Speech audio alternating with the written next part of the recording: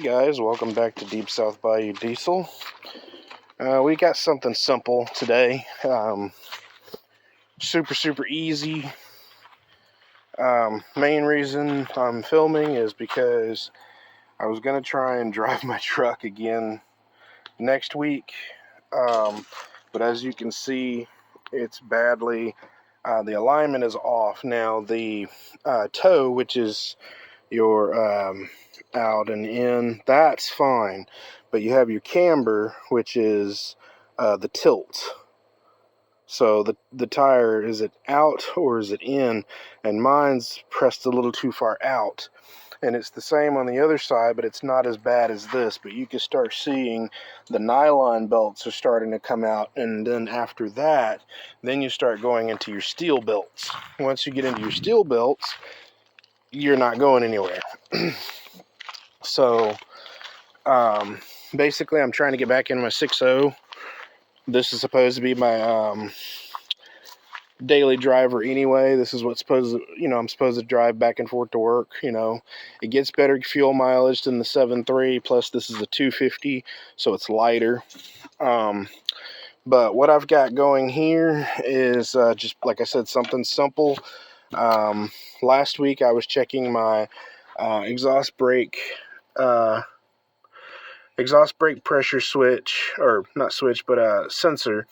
And I mean, it's pretty nasty. It was pretty nasty down in there. I cleaned it up a little bit, but I will probably end up having to replace the sensor if I can't clean it. Another thing I'm going to try and do is take that sensor back off, and I have to I guess try to clean the inside out with gasoline. I don't have any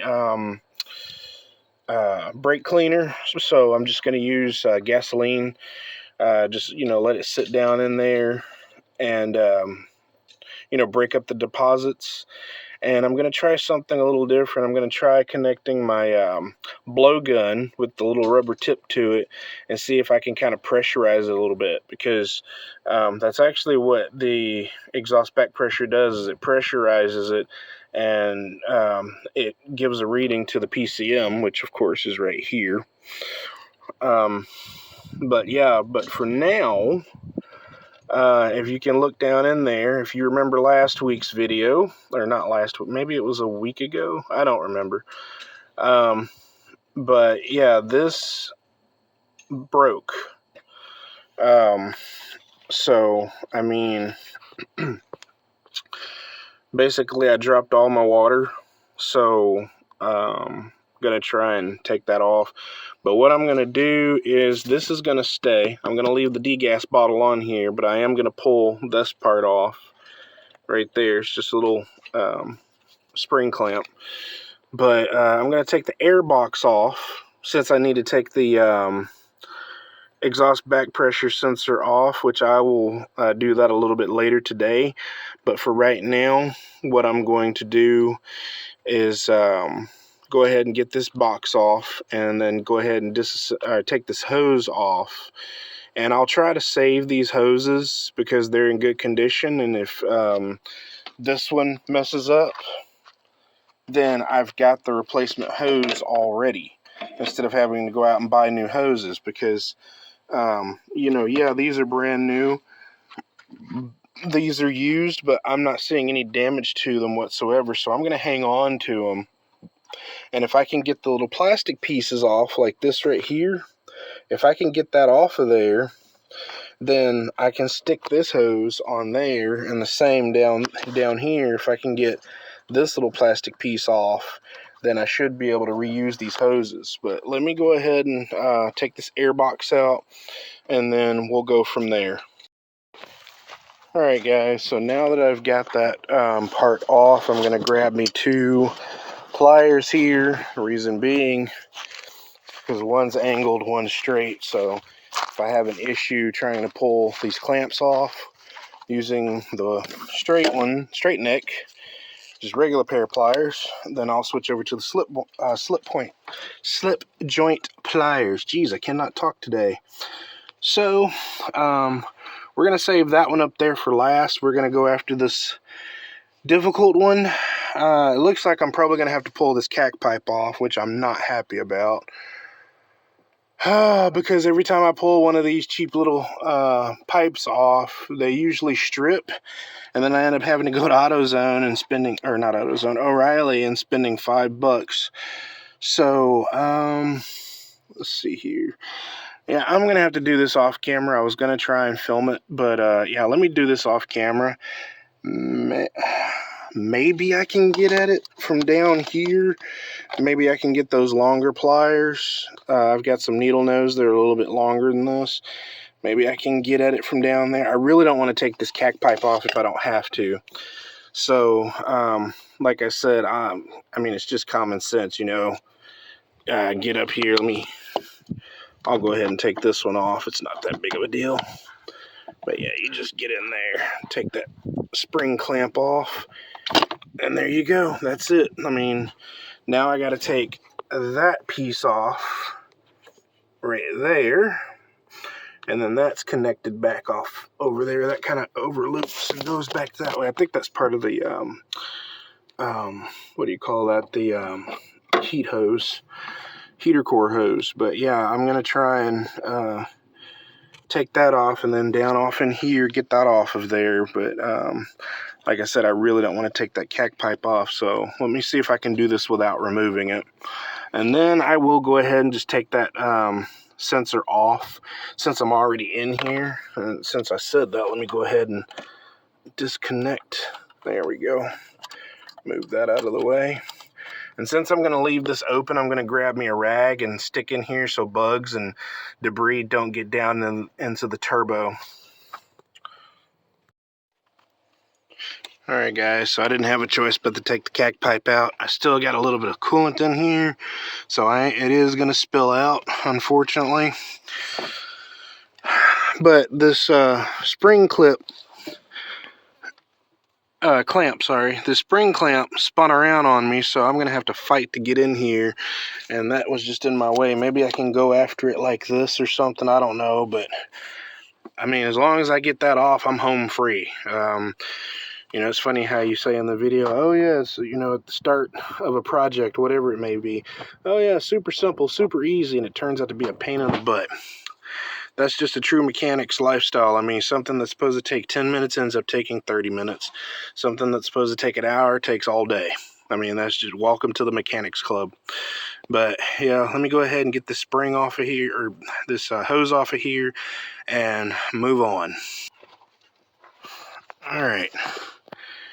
I got that on there. It was not easy. I ended up having to put a thin film of grease on the little piece that comes up on the water pump back there.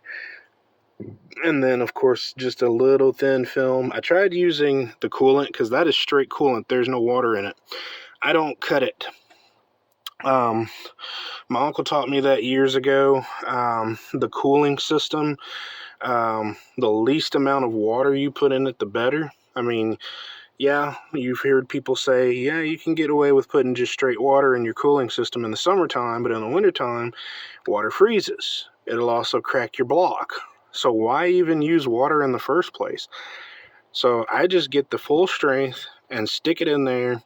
Now, if I'm a little bit low, yes, I'll add maybe a gallon of water, if that. And that's in the entirety of the entire system. Because everything in here is a lubricating. You know, your water pump has bearings in it, and then all your passages, you don't want rust developing in any of that. So, you know, if you can avoid using water, just don't use water in your cooling system. If you want to do 50-50, by all means, go ahead. I'm not going to sit here and tell you, you know, how you need to do it. But if you can avoid using the 50-50 system, just use straight coolant. It's not going to hurt anything. Unless you have one of these newer vehicles that has a hydrometer, where it has to be exact, because it measures not only the amount of fluid that's in there, but it measures the consistency, which is pretty advanced in my opinion. But anyway, I'm going to go ahead and probably this one first. Yeah, I'll probably go ahead and throw this on and then connect this, and then I'll be right back, and then we'll... Actually, you know what? Since it's so easy for me to get at right now, let me go ahead and pull this sensor off while I'm already here. And so that's just going to be two things, which I used last time. I used this. I might be able to use this and the this right here. Last time I used my Vice crescent wrench, but I'm going to try and use just these two right here. I'll be right back. I'll see if I can get that off with it. Alright, that was easier than I expected. It cracked right loose. I mean, all you have to do is, like I said, either hold down here or hold up here and just, you know, crack one of them loose. And then that's it. Just remember, you know, to go this way and not come back towards you, because going towards the vehicle is loosening it. Righty-tighty, lefty-loosey. I mean, I'm not trying to say anyone out there is stupid by any means. I just, you know, some people can get discombobulated doing this, get confused. I mean, yeah, that's still nasty down in there. I mean, it's open up here, but still pretty nasty down in there. I'm pretty sure it's bad down in there as well. But I'm going to go ahead and throw these hoses back together. And then I'm going to set this off to the side and I'll clean it later. But I'd like to go in and relax. Today is my day off, so I'm not rushing anything. Alright, so we've got the hose put back together. Now I just need to get to my local supply store and pick some up. Usually I'll go to, I don't know if you guys have heard of this, but it's called Atwood's. Some places in the South have Atwood's, and it's kind of like a tractor supply store. But that's where I go. They have Durex. Yes, like the condom manufacturer, spelled the exact same way. But they have 50/50, and they have the full strength as well, and they have it in traditional green, or what is this one called? Actually, I have an old bottle sitting right here, but this is the one I get right here. The classic green formula starts with glycol. That's it. But that's the one I use right there. So I have one in there, I believe. Yes, I'm looking at it right now. It's sitting right there. But this is for the 7.3. Oh, nope. That's actually Rotella. There it is back there, and it's got maybe a quart left in it. I'm looking at the little side window thing there. So my plan is to go and get 3 or 4 quarts of it, or gallons, sorry. 3 or 4 gallons of it. You know, you could turn 4 gallons into 8, you know, 3 into 6, you know, you do the math. Like I said, I prefer not to use water if I don't have to, but I'm going to put 3 straight gallons in here, and hopefully it'll bring it back up to right here. Oh, come on, focus. Yeah, see, cold fill range. So just, you know, the max is this line right here, which if you've lost this sticker, don't freak out. That's your max right there. This is a little bit higher, but that's because this is put in a cast molding, you know, and this is probably stuck on here by a pair of human hands, possibly. Now, a lot of things are done mechanically, so I'm sure a robot probably did put that on there, but I'm thinking that because it's off slightly. Come on, focus. Come on. But yeah, because it's off, I mean, if you look, the max comes above it by like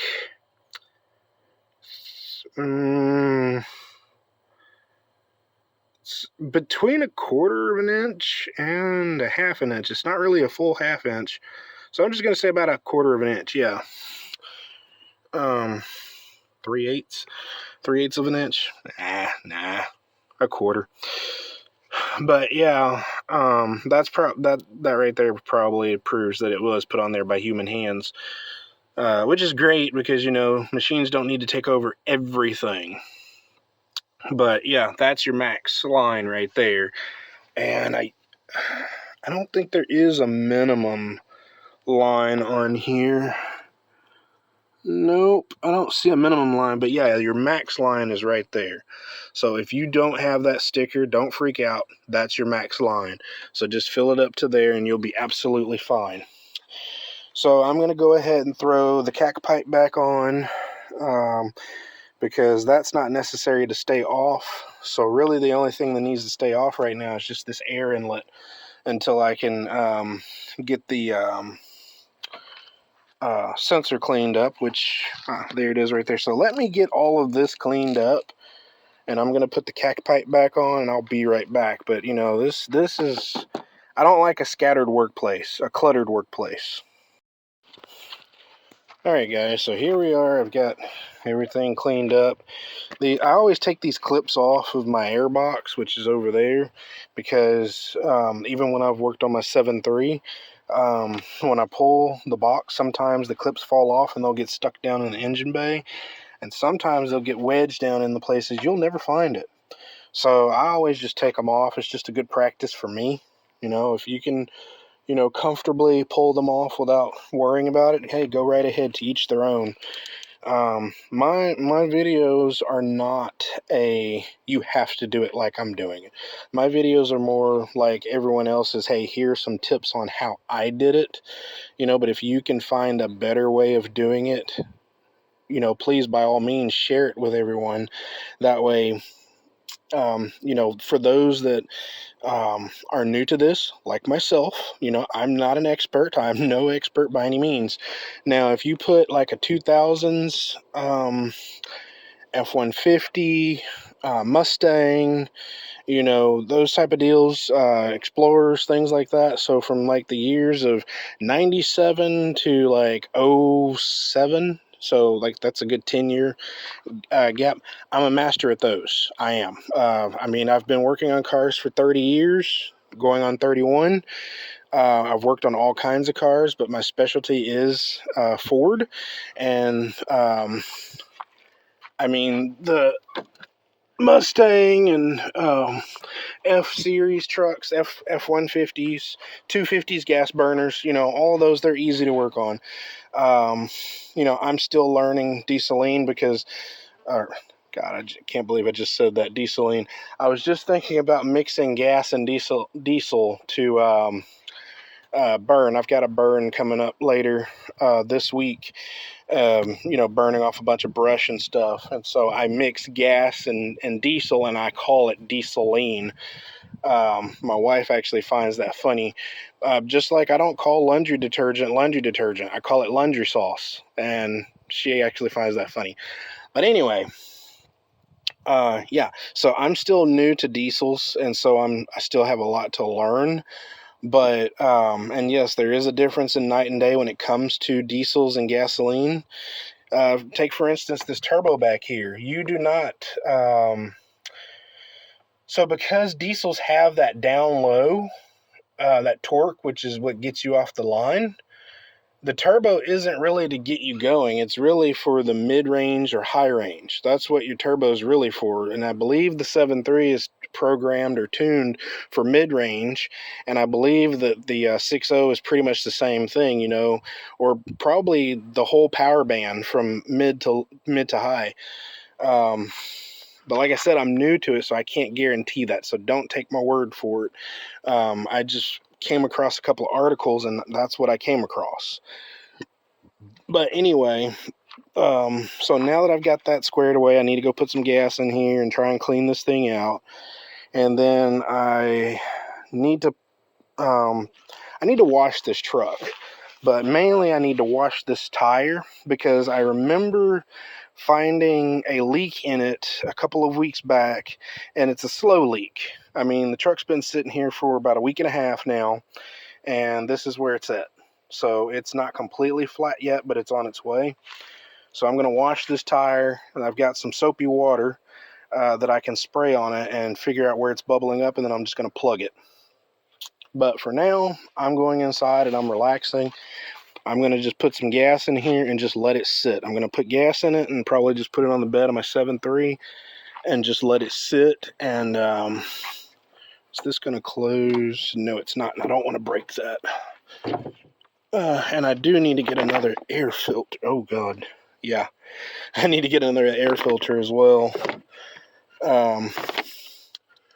That's, of course, you know, some of the upcoming expenses. The expenses it costs to have a diesel, you know, and I've got 2 of them. But I wouldn't change that for anything. I'm not going back to gas burner trucks because diesels are where it's at. If you need something with power that can move something, that's what diesels are all about. You know, yeah, you got your gas burners that can do the same thing, but not as good. So anyway, guys, enough with my ranting and yapping. I'm going to end this video here. And, you know, when an improvement or a change comes, of course, you'll be the first to know. Later, Gators. Finding out what country really means.